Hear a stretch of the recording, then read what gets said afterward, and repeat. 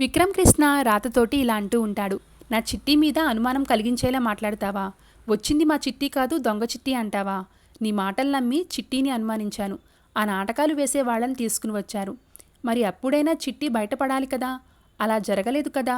నా చిట్టిని నాకు దూరం అయ్యేలా చేసావు. నువ్వే మా ఇద్దరిని విడగొట్టావు. ఇకపై నేను ఏ మొహం పెట్టుకుని నా చిట్టిని చూడాలి అని రాధను తిట్టినట్లుగా నటిస్తూ ఉంటాడు విక్రమ్. ఇదంతా సుందరి వింటుందని తెలిసే నటిస్తూ ఉంటారు విక్రమ్, రాధ. ఇక విక్రమ్ రాధల నాటకాన్ని సుందరి నమ్ముతుంది.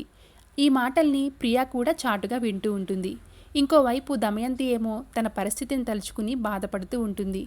మామ్, మనకు గుడ్ న్యూస్ అని అంటుంది ప్రియా.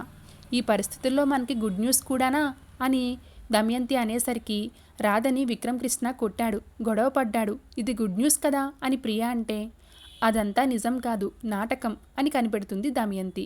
కానీ ప్రియా మాత్రం నమ్మదు. ఎందుకు ఇలా మాట్లాడుతున్నావు? ఆ చిట్టిని తీసుకుని వచ్చి నెత్తిన పెట్టుకున్నావు. అది మేకులా మారింది. దాని పేరెంట్స్ గుణపంలో మారిపోయారు అని తిట్టేసి వెళ్ళిపోతుంది ప్రియా.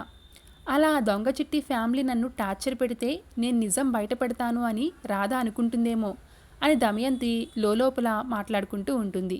ఇక తరువాత సుందరిని బుట్టలో వేసుకునేందుకు మరింతగా నటిస్తూ ఉంటాడు విక్రమ్. నిన్ను అనుమానించాను, నన్ను క్షమించు చిట్టి అని కన్నీరు పెట్టేసుకుంటాడు విక్రమ్. ఇక విక్రమ్ మాటల్ని గుడ్డిగా నమ్మేస్తుంది సుందరి. త్వరలోనే ఆ చిట్టిని బయటకు పంపించేస్తా, నిన్ను పెళ్లి చేసుకుంటా అని అంటాడు విక్రమ్. ఈ మాటల కోసమే నేను ఎన్నో రోజుల నుంచి వెయిట్ చేస్తున్నాను బావా అంటుంది సుందరి. ఇక వీరిద్దరి మాటల్ని విన్న ప్రియకు పిచ్చెక్కిపోతుంది. ఇదంతా మా అమ్మకు చెప్తే మళ్ళీ రియాలిటీ షోలో భాగమని అంటుందిలే అని చెప్పకుండా ఉండిపోతుంది ప్రియా. దమయంతి వ్యవహారంపై నందగోపాల్కి డౌట్ వస్తుంది. ఎప్పుడూ ఏ పని చేయని దమయంతి ఇలా కాఫీ ఎందుకు తెచ్చింది అని అనుమానిస్తూ ఉంటాడు. మనుషులు ఎప్పుడూ ఒకేలా ఉండరు కదా, మారుతారు అల్లుడు గారు అని వసుంధర అంటుంది.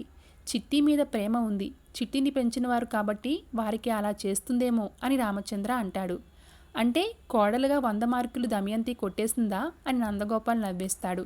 చూసారా, మనం చెంపదెబ్బలు తిన్నా కూడా పేరు మాత్రం ఆ దమయంతికే వచ్చింది. మనం ఇంకా పెర్ఫార్మెన్స్ చేయాలి, ప్రైజ్ మనీ కొట్టేయాలి అని అనుకుంటూ ఉంటారు సుందరి ఫ్యామిలీ. భలే నాటకమాడం, సుందరి ఇట్టే నమ్మేసింది అని విక్రమ్, రాధ నవ్వుకుంటూ ఉంటారు. బుగ్గ మీద గట్టిగా కొట్టావు అని రాధ అలుగుతూ ఉంటుంది. రాధ అలకను తీర్చేందుకు విక్రమ్ బుజ్జగిస్తూ ఉంటాడు. చివరికి ఐస్ క్యూబ్స్ తీసుకుని వచ్చి రాధ బుగ్గ మీద మర్దన చేస్తూ ఉంటాడు. ఆ ఐస్ క్యూబ్ జారి వెనకాల పడుతుంది. దాంతో రాధకు చక్కెరగింతలు అవుతూ ఉంటాయి. ఇక విక్రమ్ ఆ ఐస్ క్యూబ్ని తీసేస్తాడు. అక్కడితో ఈరోజు ఎపిసోడ్ కంప్లీట్ అవుతుంది. Thanks for watching.